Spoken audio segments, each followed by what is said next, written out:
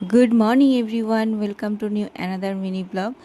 দেখো, ব্যালকনিতে এসে সোনামার সাথে এই বল দিয়ে খেলছি। এই সুন্দর মুহূর্তগুলো কিন্তু আর ফিরে পাবো না। ও বড় হয়ে গেলে কিন্তু ও ওর মতো ব্যস্ত থাকবে, আমরা আমাদের মতো ব্যস্ত থাকবো। আর সোনামাকে এই ব্যায়ামটা শেখানোর পর ও শুধু এইটাই করতে থাকে।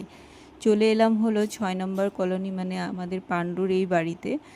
তো তালা মারা ছিল, আমরা চলে এসেছি। এখান থেকে এখন মাটি খুঁড়ে নিচ্ছি, মাটি নিয়ে নিচ্ছে আমার হাজবেন্ড।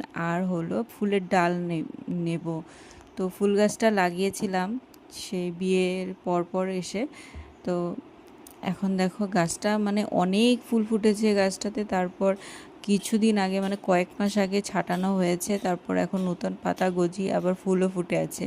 তো এখান থেকে ফুলের ডাল নিলাম আর একটা তুলসীর চারা নিয়ে আমরা চলে এলাম হলো বাড়ি। আমার হাজবেন্ড তো চলে গেছে অফিসে, আর আমি এদিকে চলে এসেছি রান্নাঘরে, মেয়েকে খাওয়াবো এখন। তো দেখো, মেয়েকে আবার নিতে এসেছি খাবারটা রেডি করে।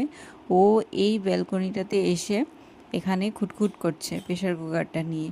তারপর ঘরে নিয়ে আসলাম, নিয়ে আসার পর আমার মেয়েকে খাওয়ালাম, খাইয়ে আমি চলে আসলাম এখানে ব্যালকনিতে বসে। আমি এখন গাছগুলোর ডালগুলো লাগাচ্ছি। টব এনেছে দুটো নূতন, এটা লাগিয়ে তারপর আমি চলে এলাম হলো ছাদে। দেখো, ছাদ থেকে মানে ট্যাঙ্কির জল ফুল হয়ে গেছে, পড়ে যাচ্ছিলো। তো আমি দৌড়ে গিয়ে একটা বালতি নিয়ে এসে তারপর এখন গাছগুলোতে জল দিয়ে দিচ্ছি।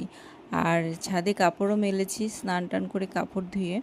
বিশাল রোদ পায় আর ভীষণ হাওয়া, তো অনেক তাড়াতাড়ি কাপড় শুকিয়ে যায়। তারপরে জল দিয়ে আমি চলে আসলাম কাপড়গুলো নিয়ে। আর এসে সোনামাকে অল্প দই খাওয়ালাম, ভীষণ গরম পড়েছে। আর সোনামা দেখো দই খেয়ে খুব খুশি।